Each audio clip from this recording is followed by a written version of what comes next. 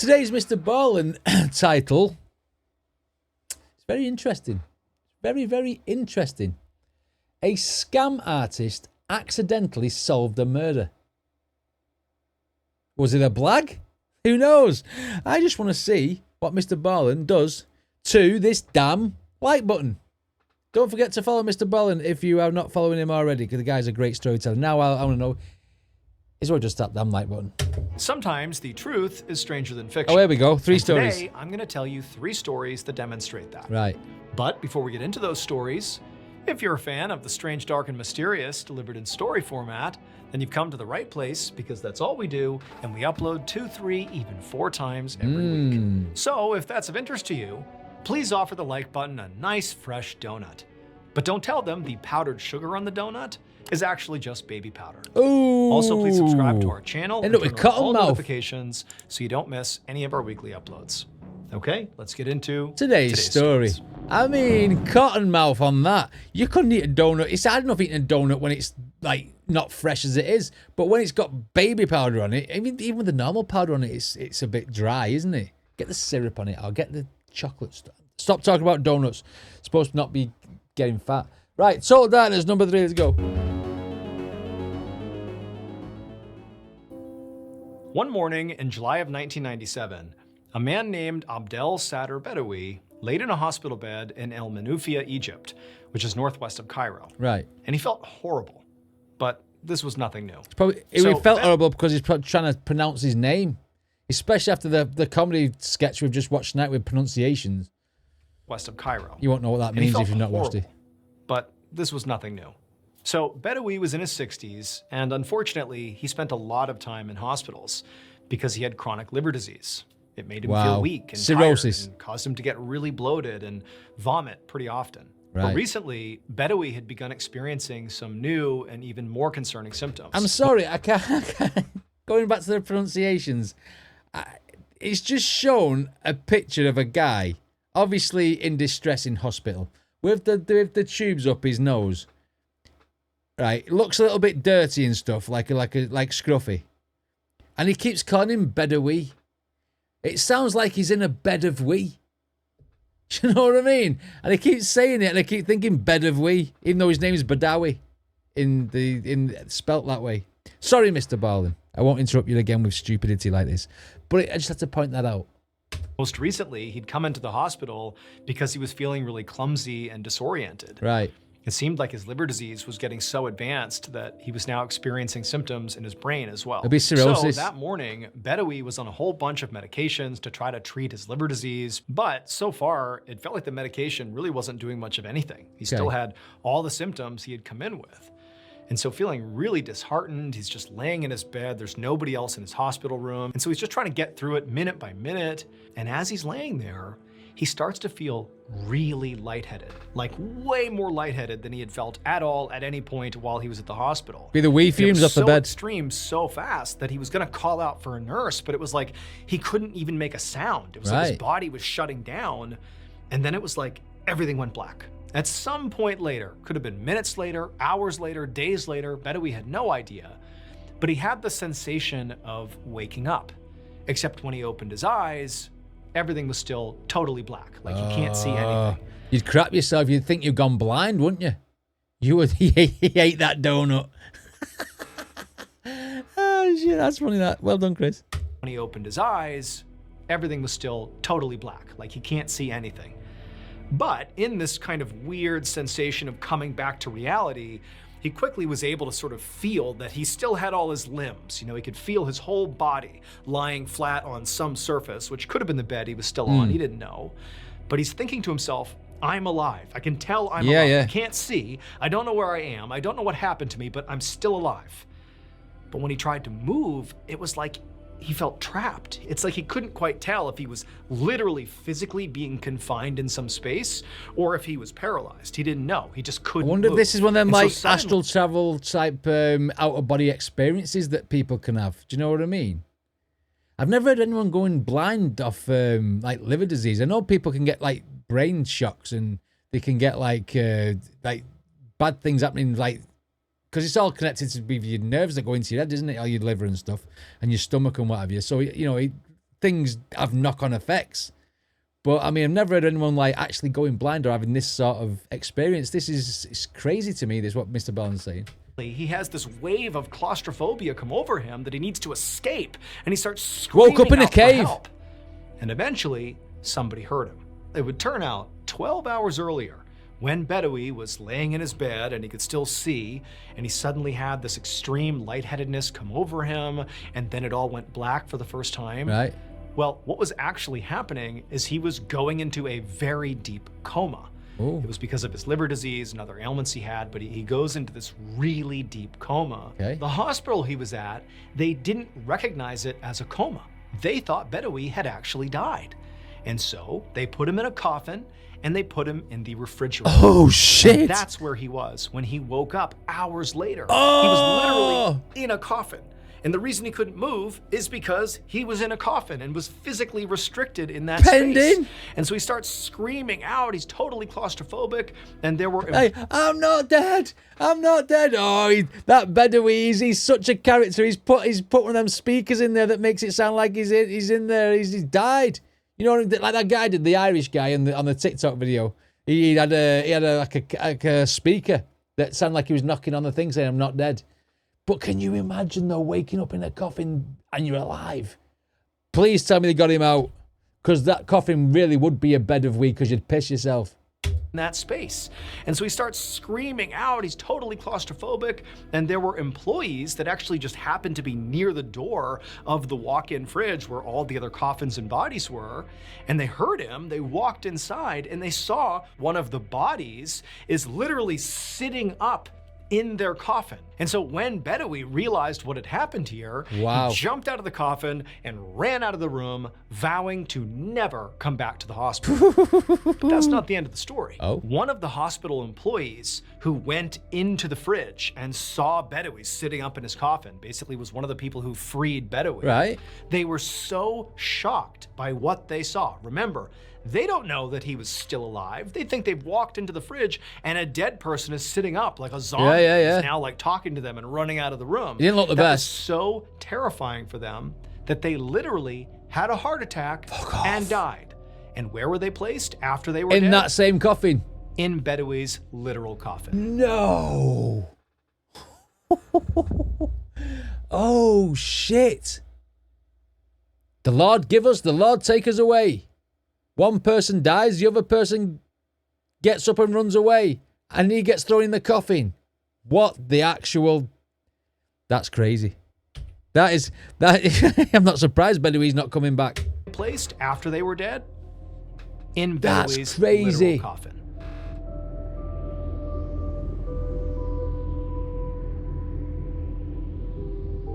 Waking up in a coffin alive thinking that you're buried under the ground is probably the only worst thing than getting stuck in a cave.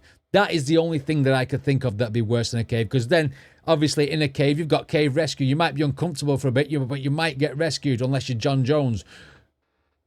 In a coffin, if you don't know where you are in that coffin, you don't know if you're in a fridge, you don't know if you're in the coffin in the morgue, you don't know if you're on the ready to be cremated, you don't know whether you're in the ground.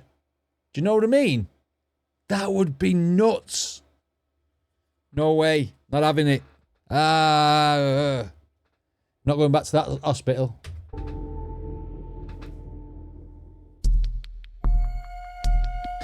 I think Bedoui got to make wake-up call in that last story, do you? Early one morning in January of 1955, 25-year-old Carl Gilbert struggled to stay awake as he drove down a dark highway in rural Pull over Kansas. and go to sleep. Carl had been driving since about 3 in the morning because he was on his way to an early morning meeting at a college that was over 200 miles away. He didn't want to be late. And so Carl, he took another sip of his coffee and rubbed his face to try and wake himself up, but his eyelids were so heavy and he really was struggling to focus on the road. So Carl was a recruiter. And so it was his job to drive around to different universities in Kansas and Oklahoma to try and recruit graduating seniors for his company. Right. So as a result of that, he was used to waking up in the middle of the night and driving these long distances to get to these colleges.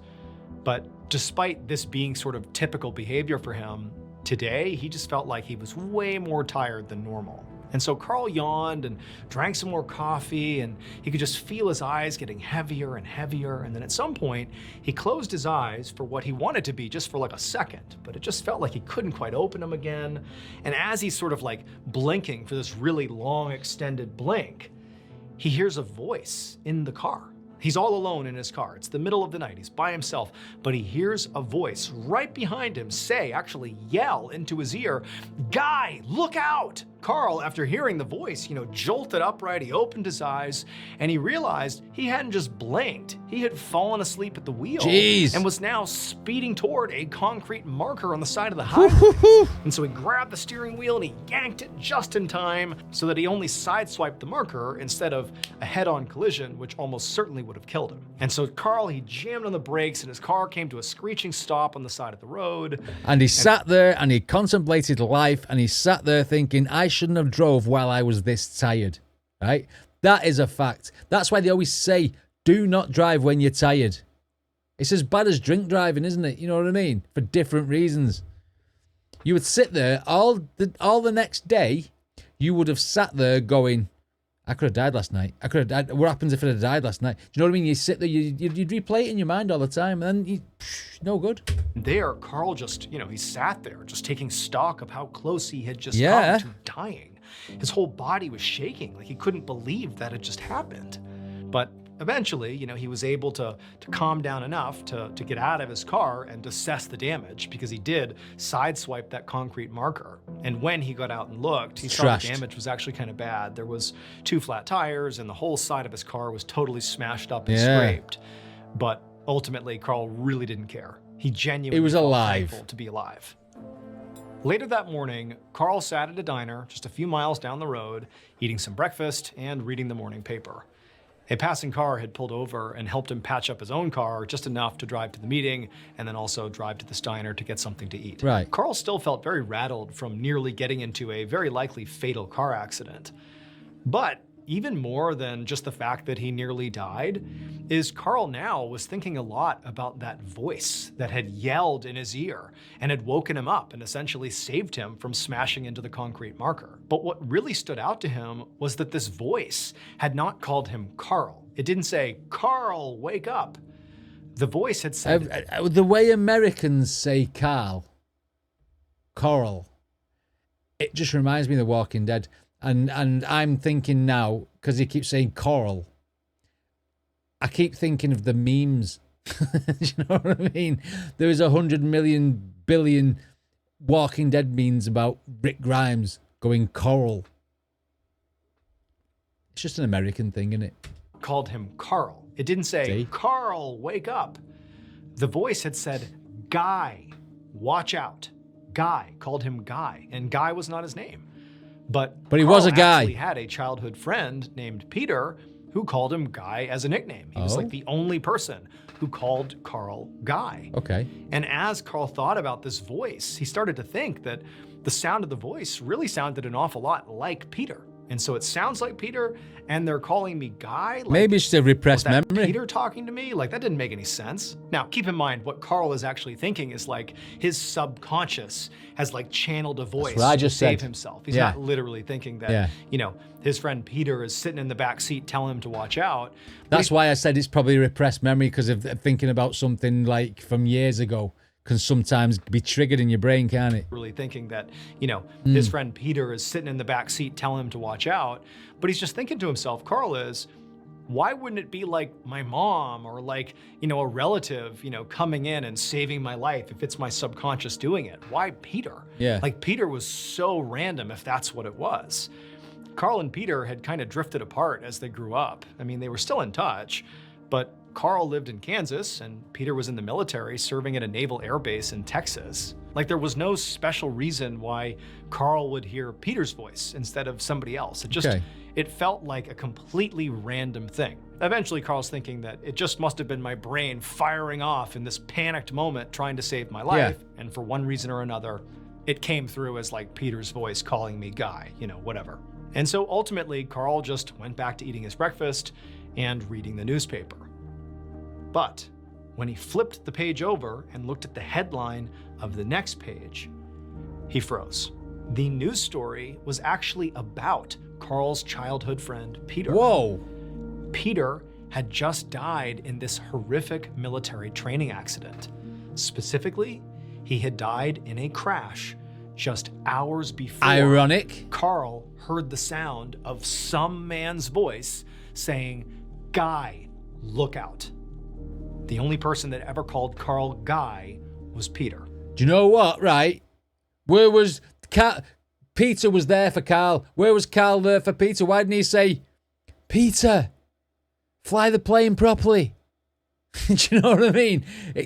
Bum deal. No wonder they lost touch with each other. That's just a joke. It's a sad situation, I know. But I can see who was best friends with who and who wasn't best friends with the other. Carl is still alive. Look out. The only person that ever called Carl Guy was Peter. And so Carl could never explain how or why any of this happened. But what he always believed is that in death, his friend Peter saved his ass. Wow. Not a real photo of Carl. No, I don't think we caught the spirit of him, eh? Wow. That's nuts, that, man. I mean, you can believe what you want to believe, but that one, I think that was probably more coincidence, because I still don't believe in afterlife, I still don't believe in ghosts, blah, blah, blah. But, I mean, it might just have been a repressed memory and a coincidence that his mate died. I mean, I don't know. I mean, maybe it is true that you can talk to a spirit, but it's just never happened to me. Not that I ever want it to, just in case there is any. I have to make that very, very clear.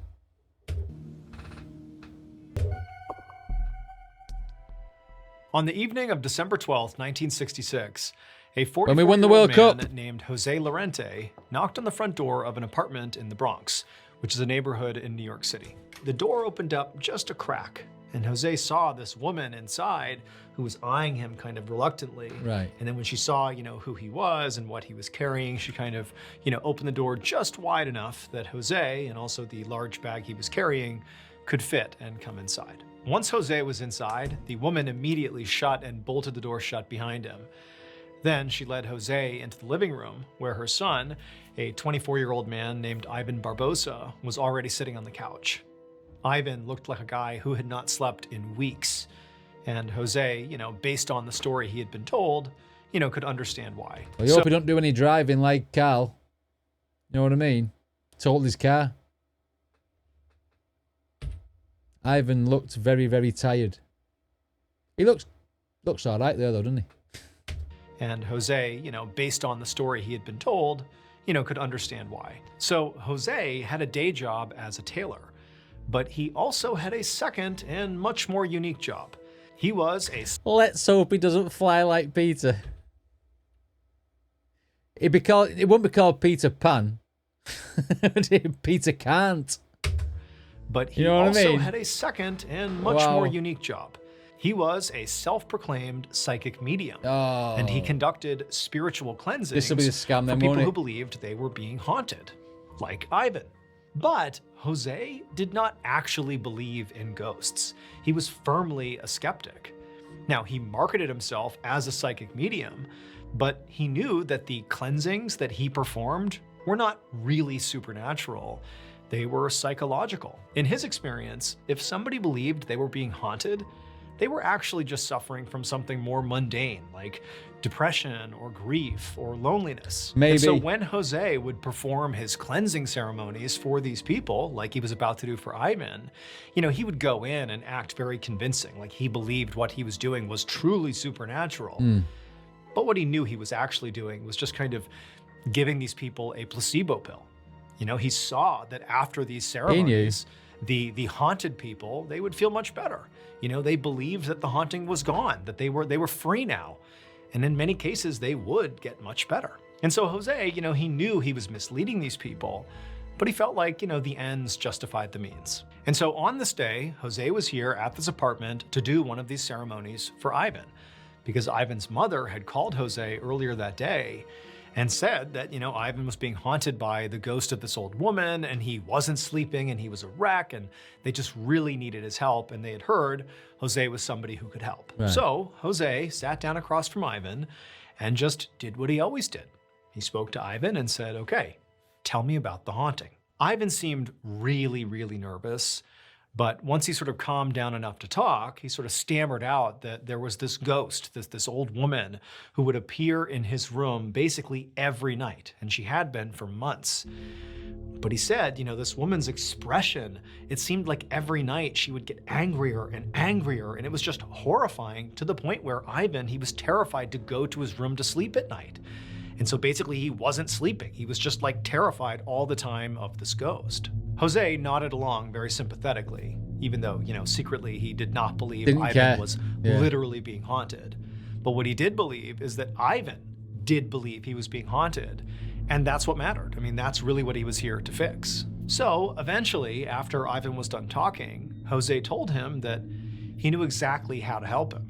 He explained that they were going to perform a seance so they could contact this old woman's spirit and basically ask her to leave Ivan alone. Ivan looked very doubtful, but Jose reassured him that he had done this many times before and usually this works. And so Ivan ultimately said, okay, let's do it. So Jose reached over and he opened up his large bag he had brought and he began taking out the supplies that he had brought along for this seance. The first thing he did is he pulled out these big black sheets and he put them over the TV and the radio. Because in his experience, this was a good sort of overt way to symbolically shut out the outside world.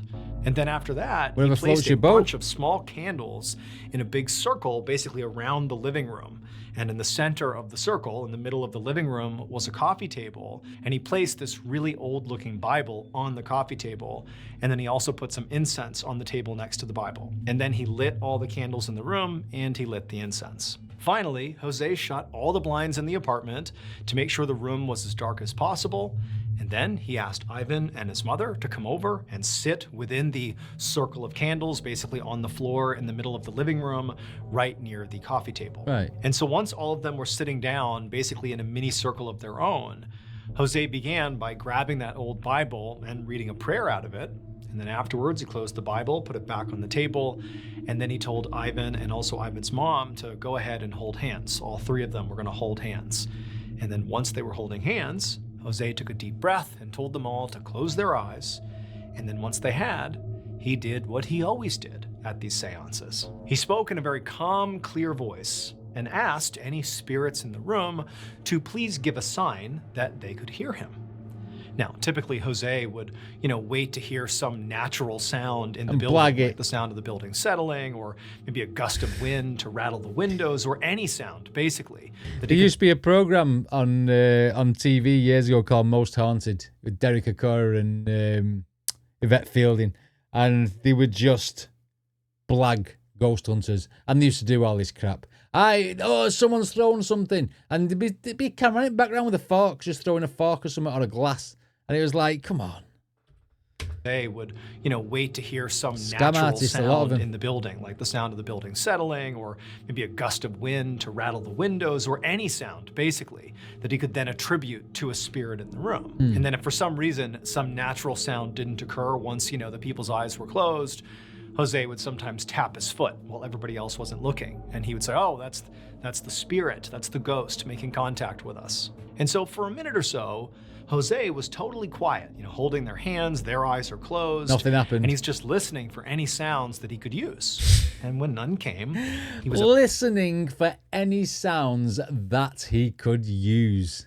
Jose's a bad man. And he's just listening for any sounds that he could use.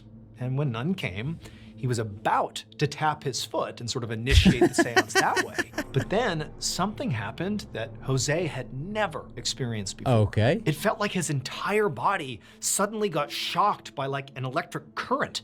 His body went rigid and he couldn't move, and then his vision just went completely black. Then there was like this series of bright, confusing images that flashed through his mind. He saw a cup of hot chocolate rattling on a table. He saw a bedsheet being torn by these dirty hands. He saw an open eye, a screaming mouth, a flash of red, then silver, then red again. This is like the tape out of The Ring. The random things. If you ever seen the film The Ring, there's a obviously on the DVD at the time. there was a little video of what the ring tape is, and it flashes of just things like that, woman in the mirror, a ladder falling down, stuff like that, and a chair, and it's that was giving me that sort of vibe. That, I mean, maybe this guy really was getting possessed, but like Sam in Ghost. You know, when that Oda Mae Brown was doing the seances in the film Ghost, and she was blagging them all, and then suddenly she could hear him. You know what I mean? It's like that. An eye, a screaming mouth, a flash of red, then silver, then red again. The images cycled over and over in his mind so quickly they kind of became a blur. And suddenly Jose felt himself open his mouth and he wanted to scream out for help. But instead he heard himself speak.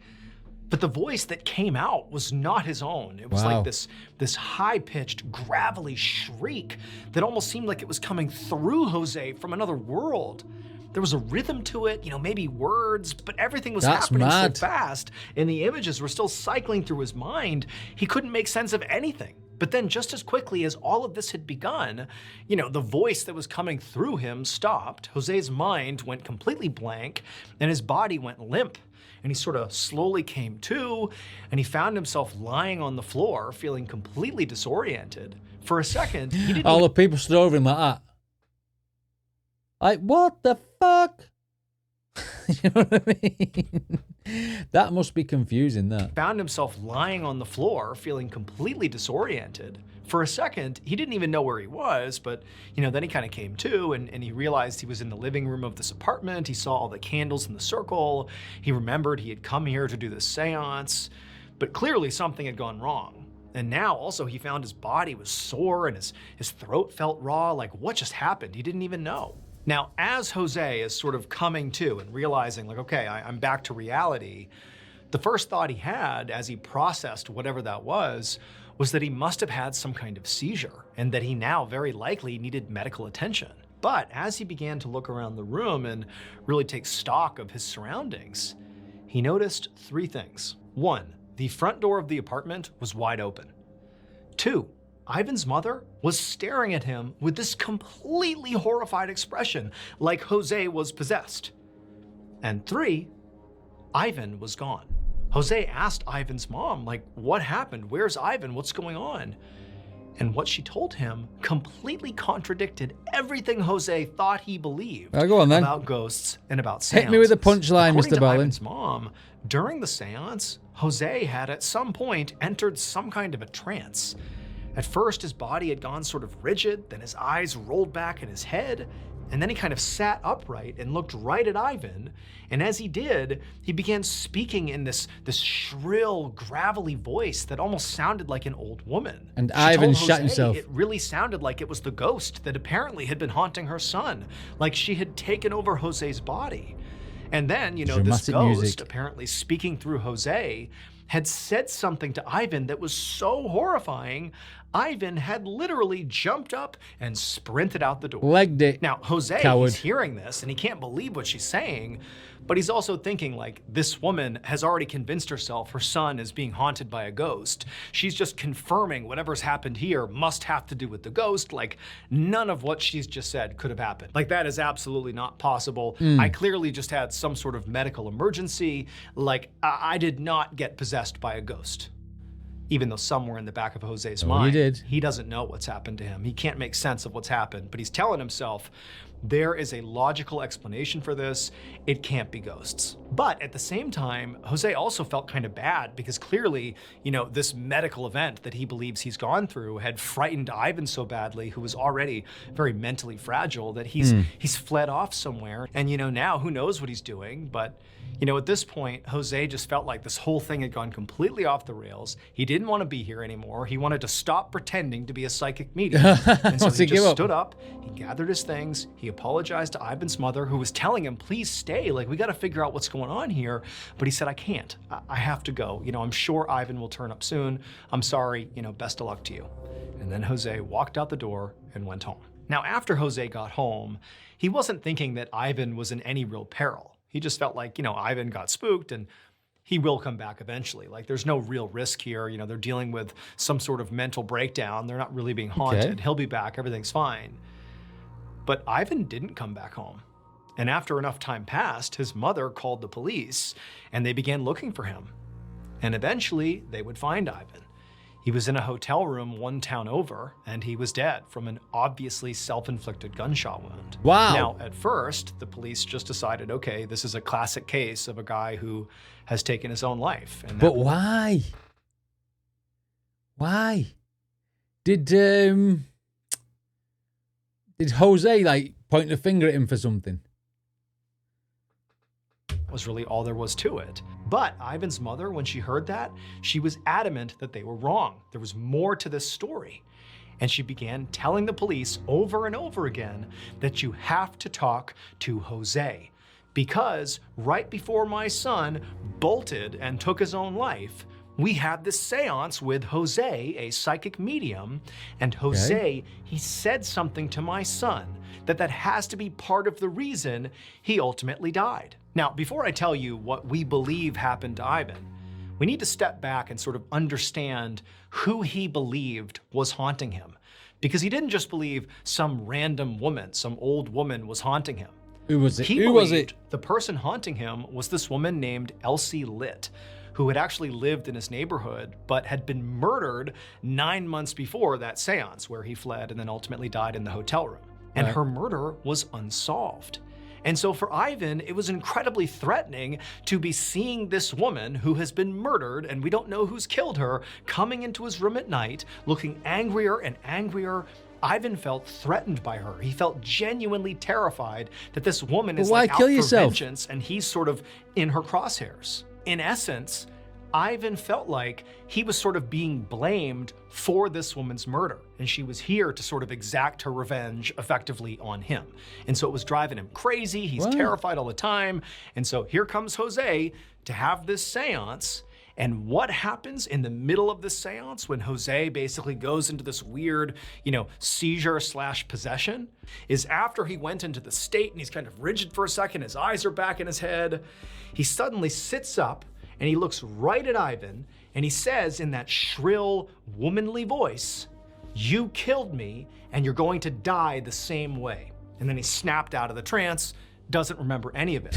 But Ivan, he took this as like confirmation that she was after him. I think I'd be off as well. That is some omen shit. That is some Final Destination, isn't it? You know what I mean? Wow. Okay. So that's what happened when he was out.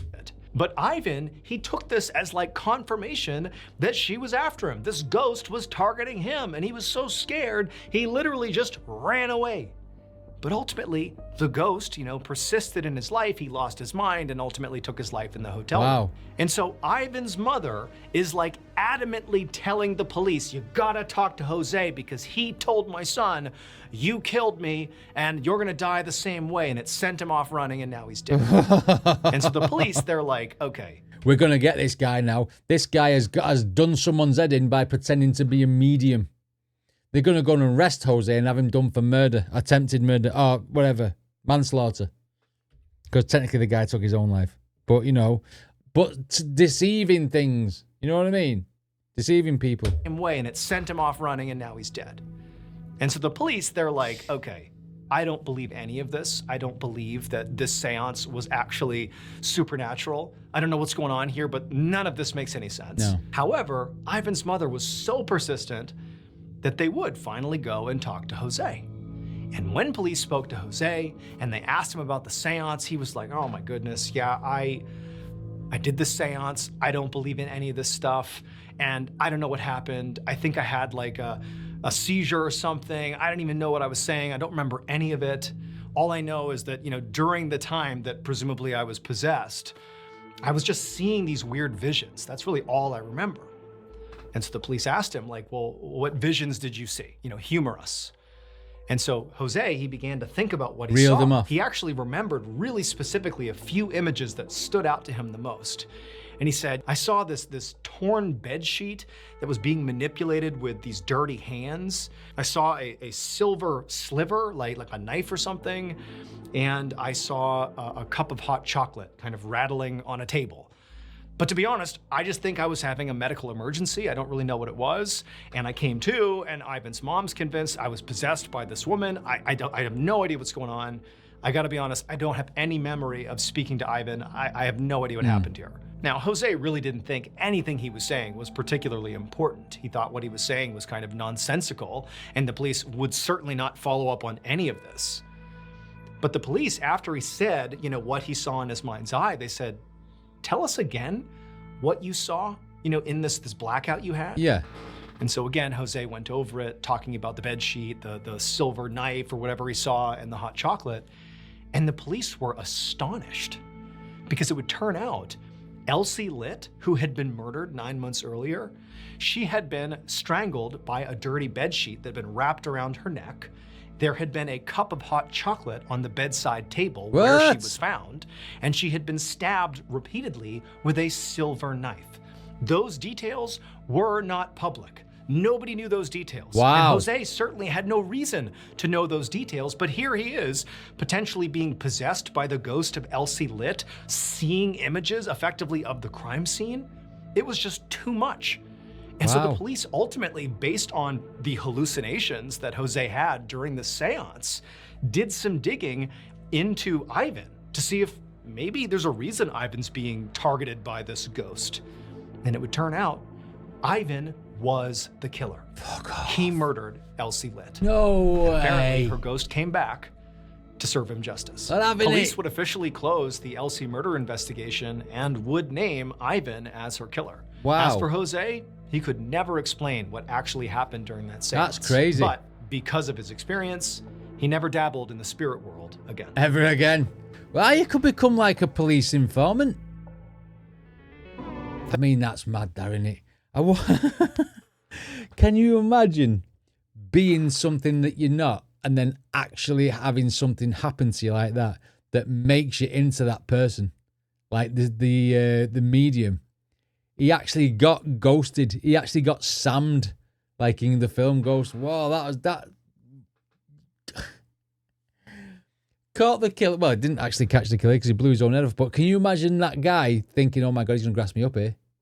I'm going to have to go home and blow my head off so I don't get arrested and put in jail. That was a mad story. I mean, they're all mad stories tonight. Normally these truth is stranger than fiction don't really end up in deaths most of the time. But, you know, Mr. Ballens being Mr. Ballens, they're all ending up dying again. Wow. That was 3 really cool stories. Anyway, what did you guys think? Let me know in the comments. Don't forget to check out Mr. Ballens' original video, and I'll see you all next time.